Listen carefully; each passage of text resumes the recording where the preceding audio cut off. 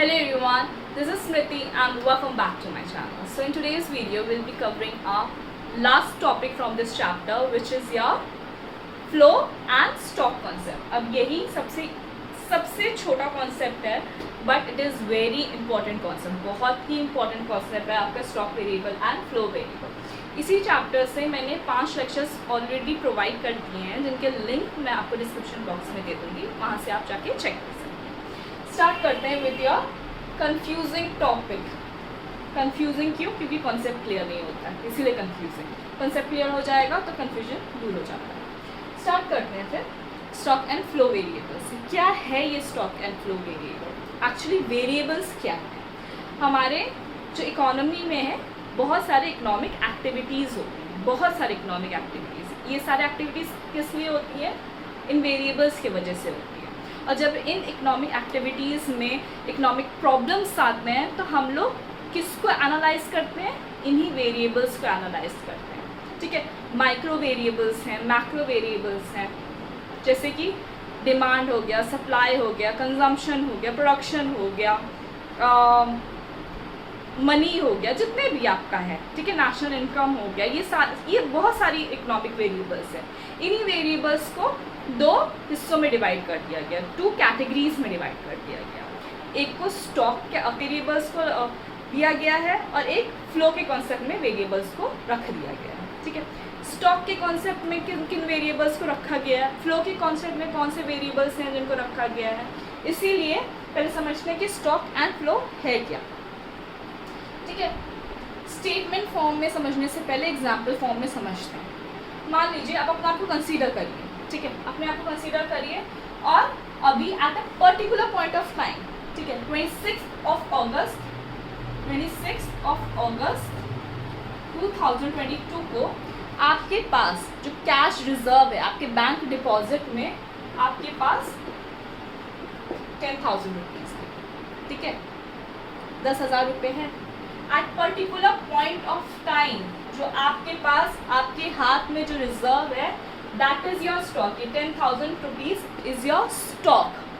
ठीक है, अभी यही स्टॉक आप बढ़ा भी सकते हो, इसी स्टॉक को कम भी कर सकते हो. आपके रिजर्व बढ़ भी सकते हैं, आपका रिजर्व घट भी सकता है. जैसे आपका इनकम है, बढ़ सकता है, घट सकता है, वैसे स्टॉक बढ़ सकता है, घट सकता है. ठीक है, आपने किसी से पेमेंट लिया. ठीक है, पेमेंट लिया 1,000 रुपये का, तो आपका रिजर्व क्या हो गया? 11,000 हो गया. 10,000 से रिजर्व आपका 11,000 हो गया, क्योंकि आपने 1,000 रुपीज़ का पेमेंट लिया. अभी आपने यही 11,000 में से आपने किसी को 2,000 का पेमेंट कर दिया. मान लीजिए कोई मेडिकल पेमेंट हुआ, आपका 2,000 रुपये खर्चा हो गया, तो आपका क्या हो गया? 9,000 बच गया. ठीक है, यही जो आपने एक्शन लिया, ये जो आपने एक्शन लिया पेमेंट करने का, पेमेंट लेने का, जिसके वजह से स्टॉक या तो राइज हुआ, या तो घट गया, या तो फॉल हो गया, इसी एक्शन को बोलेंगे या फ्लो. इसी एक्शन को बोलेंगे फ्लो. जिसके वजह से आपके स्टॉक में राइज या फॉल आया, उस एक्शन को बोलेंगे फ्लो. और जो आपके पास at a particular period of time में आपका रिजर्व है, that will be your stock. इतना समझ में आया? थोड़ा सा क्लियर हुआ स्टॉक और फ्लो का कॉन्सेप्ट क्या है. स्टार्ट करते हैं with statement form.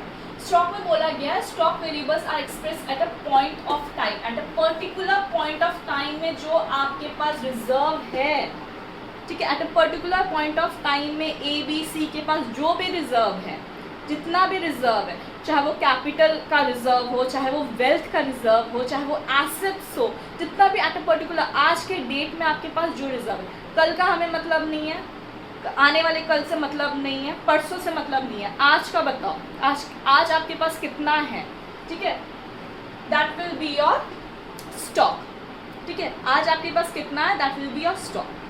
And there is no time dimension. यहाँ पे हम लोग पर्टिकुलर टाइम को नहीं देखते हैं, हम लोग सिर्फ आज का डेट देख रहे हैं कि आज के वक्त पे आपके पास कितना है, क्योंकि इसमें हम लोग टाइम को कंसीडर नहीं कर रहे. That is why it is known as static concept.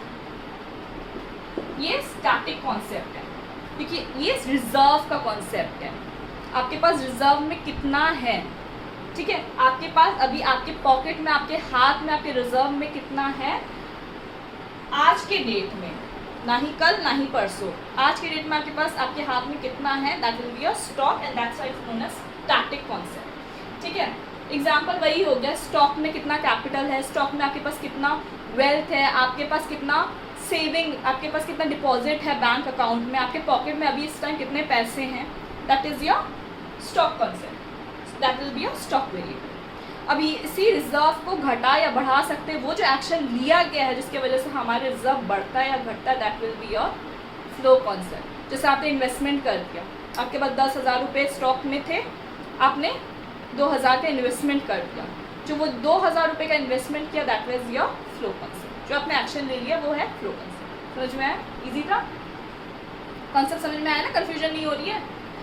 Flow variable, flow variable क्या बोल रहा है? द फ्लो वेरिएबल, इसमें सिर्फ इतना है, फ्लो वेरिएबल में चीज़ वही है, फ्लो वेरिएबल में फ्लो वेरिएबल में सिर्फ इतनी चीज़ है कि आपका टाइम को कंसिडर किया जा रहा है। यहाँ पे टाइम देखा जाता है, यहाँ पे टाइम नहीं देखा जाता है। ठीक है, यहाँ पे टाइम को कंसिडर किया जाता है, ईयरली, हाफ ईयरली, क्वार्टरली और मंथली, वीकली। किसी इंसान, जैसे पर्टिकुलर इंसान का इनकम ईयरली 12 लाख है, ठीक है, तो मतलब मंथली वो 1 लाख रुपए कमा रहा होगा। फिर उसी को आप कर लीजिए कि हफ्ते में ये इंसान कितना कमा रहा है, या एक दिन का इसको कितना मिल रहा है अर्निंग। ठीक है, और वैसे ही प्रोडक्शन हो गया। क्यों इम्पॉर्टेंट है? हम लोग प्रोग्रेस देखते हैं एक्चुअली में यहाँ पे। ठीक है, मान लीजिए प्रोडक्शन हो गया, प्रोड्यूसर प्रोड्यूस कर रहा है, प्रोडक्शन प्रोसेस देख रहा है, तो प्रोडक्शन अगर देखेगा कि ईयरली इतना प्रोडक्शन हो रहा है, तो मंथली इतना प्रोडक्शन हो रहा होगा, तो वीकली हम लोग इतना प्रोड्यूस कर रहे हैं, तो लगभग 1 घंटे में 1000 यूनिट निकल रहा है।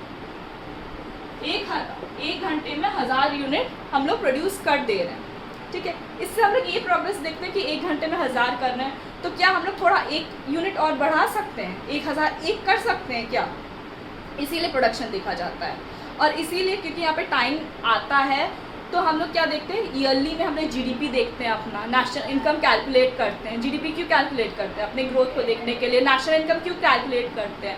अपने डेवलपमेंट को देखने के लिए, इकोनॉमिक जीडीपी को काउंट करने के लिए, प्रोग्रेस देखने के लिए कि कितना एक कंट्री प्रोग्रेस कर रहा है ईयरली। इसीलिए तो 1 घंटे में कितना कोई कमा रहा है, कितना पर कैपिटल इनकम हो रहा है, ये सब हम लोग यहाँ पे चेक करते हैं। The flow variables are the variable that are expressed per unit of time, such as per hour, per month, per year, yearly, monthly, weekly, hourly. कोई कितना कमा रहा है, कोई कितना प्रोड्यूस कर रहा है, वही चीज़ यहाँ पे देख। फ्लो वेरिएबल में टाइम आ जा रहा है, टाइम कॉन्सेप्ट, टाइम डायमेंशन आ रहा है, इसीलिए this is known as dynamic concept, that's why it's known as dynamic concept. और यहाँ पे टाइम को कंसीडर नहीं किया जा रहा है, इसलिए it is called as static concept. इतना समझ में आया? ये चीज़ आपका फ्लो एंड स्टॉक का क्या है? एग्जाम्पल हो गया, डिमांड कितना आ रहा है, कंजम्पशन कितना आ रहा है, कितना इन्वेस्टमेंट्स कर रहे हैं, export, import, production, national income, ये सारी चीज़ें कहाँ पे आ रही है? हमारे फ्लो वेरिएबल में, क्योंकि यहाँ पे टाइम कंसीडर किया जाता है। एक दिन में डिमांड कितना आ रहा है, या मंथली डिमांड कितना आ रहा है, वीकली डिमांड कितना आ रहा है, क्या ये डिमांड बढ़ा सकते हैं, क्या ये और इंक्रीज कर सकते हैं, क्या प्रोग्रेस हो रहा है, या डिमांड कम हो गया तो क्यों कम हो गया। ये सारे वेरिएबल्स को कैलकुलेट करते हैं, क्योंकि यहाँ पे हम लोग टाइम लेते हैं, यहाँ पे हम लोग टाइम नहीं लेते। इतना समझ में आया? Stock concept and flow concept आपको शायद एग्जाम्पल में ही समझ में आ गया होगा कि स्टॉक कॉन्सेप्ट और फ्लो कॉन्सेप्ट क्या है, क्या मैं बताना चाह रही हूँ। कन्फ्यूजन दूर हुआ होगा अभी? ठीक है, बस इतना ही था स्टॉक एंड फ्लो में। एक में टाइम को नहीं कंसिडर किया जाता है, एक को टाइम को कंसिडर किया जाता है। टाइम यहाँ पे कंसिडर करते हैं क्योंकि हम लोग को प्रोग्रेस देखना होता है। जैसे इन्वेस्टमेंट्स हो गए, ठीक है, एक दिन में इतना इन्वेस्टमेंट आ रहा है, या वीकली इतना इन्वेस्ट करिए, इस महीने का इन्वेस्टमेंट बढ़ा है, तो अगले महीने क्या करना चाहिए कि इन्वेस्टमेंट और बढ़ जाए। ठीक है, इसलिए यहाँ पे टाइम को कंसिडर किया जाता है, यहाँ पे टाइम को कंसिडर नहीं किया जाता है। होपफुली आपको इतना समझ में आ गया होगा। कोई भी कन्फ्यूजन हो, कमेंट सेक्शन ओपन है, आप वहाँ पे अपने कन्फ्यूजन्स लिख सकते हैं। I will get back to you there and thank you so much for watching my video. आज का ये चैप्टर पूरा फिनिश हुआ। नेक्स्ट वीडियो में मिलते हैं नेक्स्ट चैप्टर के साथ, एंड पसंद आए तो लाइक एंड सब्सक्राइब ज़रूर करिएगा। Thank you so much.